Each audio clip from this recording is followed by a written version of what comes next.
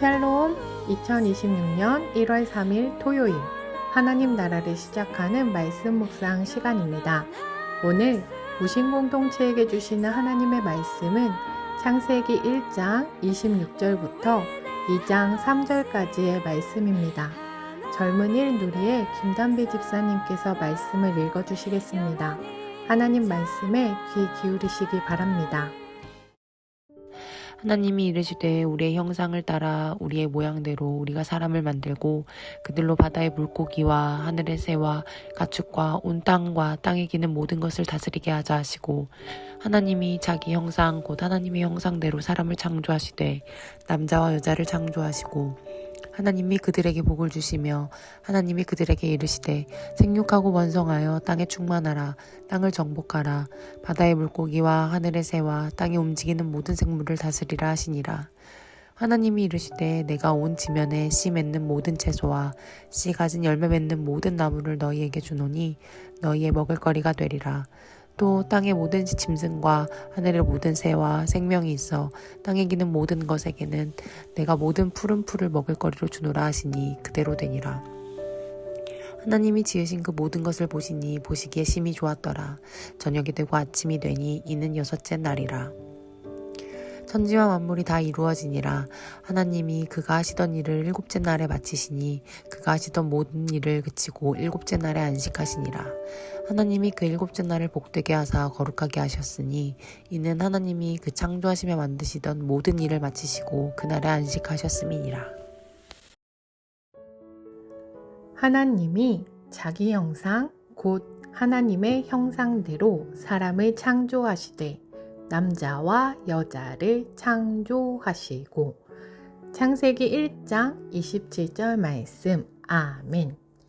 이 말씀은 가장 어린 2~3살 영아부 친구들과도 매번 외울 만큼 중요한 말씀입니다.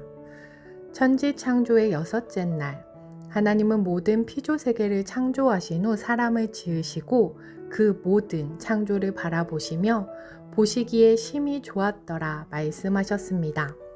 인간의 창조는 창조 사역의 마지막이자 절정이었습니다. 26절 말씀을 새한글 성경으로 읽어보겠습니다. 하나님이 말씀하셨다. 우리의 모습으로 우리와 닮은 모양으로 사람을 만들자. 그래서 그들이 바다의 물고기와 하늘의 새와 집 짐승과 온 땅과 땅 위에 기어다니는 온갖 짐승을 다스리게 하자. 피조물 창조의 절정은 인간이었습니다. 그 이유는 분량도 그렇지만 내용과 성격 면에서 다른 피조물과 비교할 수 없는 독특한 특성을 지니고 있기 때문입니다. 인간은 하나님의 형상과 모양을 따라 창조되었습니다. 27절 말씀을 메시지 성경은 이렇게 번역하고 있습니다. 하나님께서 사람을 창조하시되 하나님을 닮게 창조하시고 하나님의 본성을 드러내게 하셨다. 하나님께서 사람을 남자와 여자로 창조하셨다. 여기서 말하는 하나님의 형상은 단순히 외형적으로 닮았다는 의미가 아닙니다. 사고하고 선택하는 지성과 감정, 선과 정의와 사랑을 분별할 수 있는 도덕성, 하나님과 교제할 수 있는 영성, 그리고 피조세계를 다스리는 권위와 책임까지 포함하는 전인적인 개념입니다. 인간은 창조세계 가운데 하나님의 성품과 뜻을 드러내도록 지음받은 존재입니다. 이러한 인간에게 하나님은 이어서 축복과 사명을 주십니다. 생육하고 번성하여 땅에 충만하라, 땅을 정복하라, 모든 생물을 다스리라는 명령입니다. 앞서 물고기와 새에게도 생육하고 번성하라는 복이 주어졌지만 인간에게 주어진 번성은 다른 차원을 가집니다. 동물은 각기 종류대로 번성하여 바다와 하늘과 육지를 채우지만 인간은 하나님의 형상을 따라 창조된 존재로서 각 종류가 아니라 남자와 여자로 서로 대등하며 협력하는 인격적 관계로 출발했습니다. 인간에게 주어진 번성은 단순한 숫자의 증가를 넘어 가정과 사회를 이루고 공동체로 확장되는 삶의 방식입니다.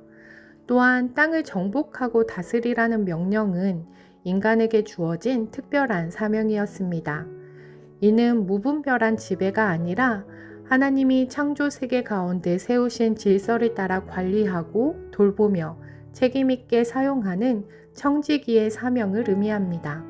하나님께서 창조 사역 가운데 질서를 세우시고 생명을 보존하신 것처럼 인간 또한 하나님의 대리자로서 땅과 생물과 환경을 보호하고 살피며 생명이 번성하도록 이끌 책임을 맡았습니다. 그러나 우리는 동시에 기억해야 할 것이 있습니다.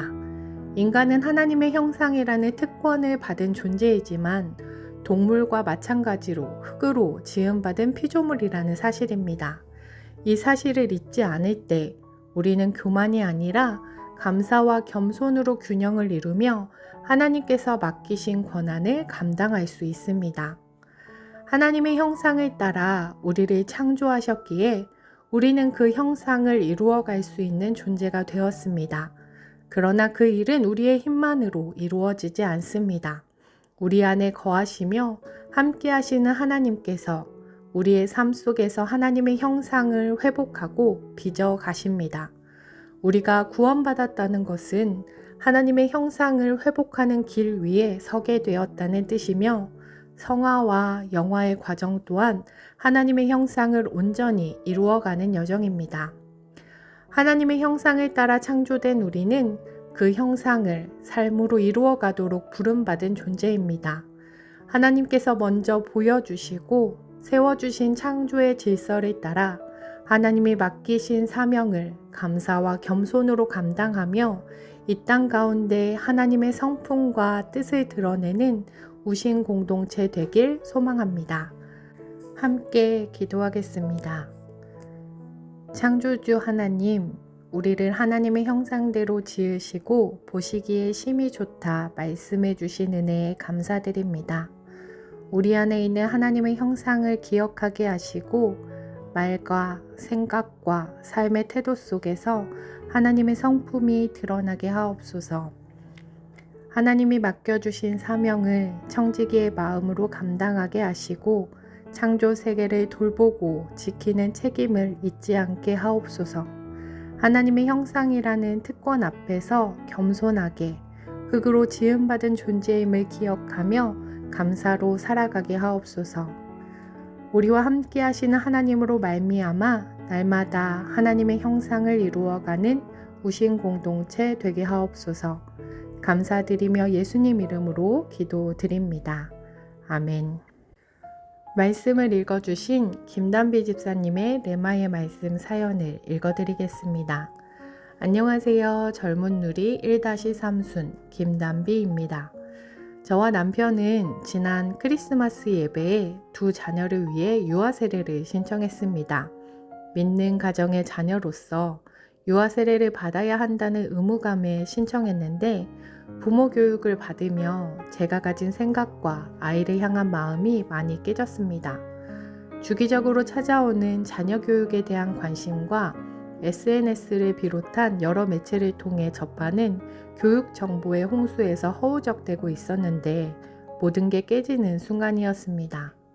아이의 삶에 말씀과 기도는 없고 세상의 지식부터 채워주려는 제 모습을 발견하게 됐기 때문입니다. 자녀를 위한 기도문과 믿음의 가정 10계명을 작성하면서 하나님이 보시기에 나는 어떤 사람인지, 남편과 나는 어떤 부모인지, 하나님이 기뻐하시는 부모는 어떤 모습일지 깊이 있게 생각해 보았고, 자녀를 내 소유가 아닌 하나님의 소유임을 다시 한번 인정하게 되는 시간이었습니다.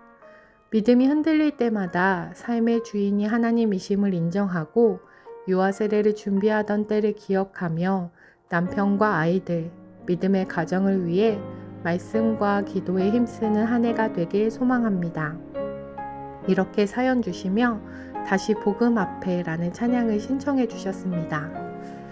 하나님의 형상대로 지음받은 우리가 또 하나님의 형상대로 지어져 가길 소망하며 추천해 주신 찬양 들으시며 더 깊은 묵상으로 나아가겠습니다.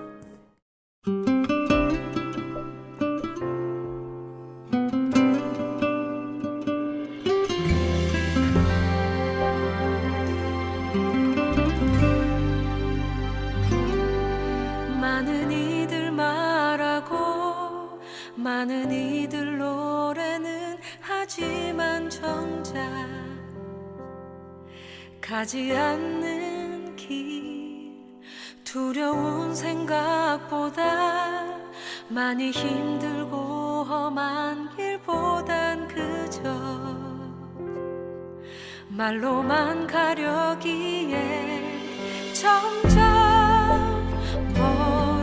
멀어져만 가네. 내게 생명 주었던 그 길 점점 이용하려 하네. 내게 사랑 주었던 그 길 다시 복음 앞에 내 영혼 선에 주님 만난 그때 나 다시 돌아가 주님께 예배 드리며 다시 십자가의 길 걸으리.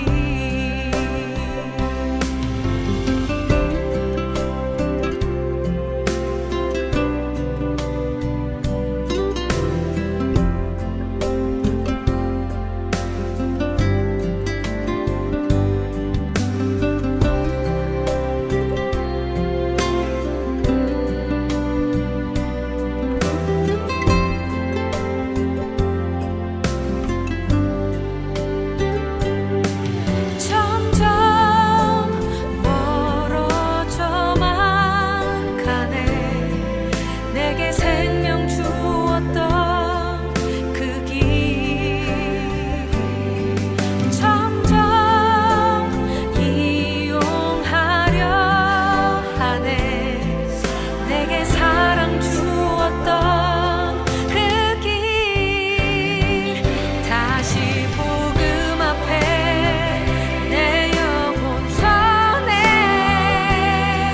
주님 만난 그때 나 다시 돌아가 주님께 예배 드리며 다시 십자가의 길 걸으리. 다시 복음 앞에 내 영혼 선에 주님 만난 그때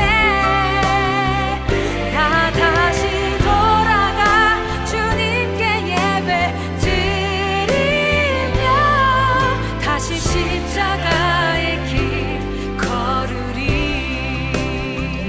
다시 복음 앞에 내 영혼 선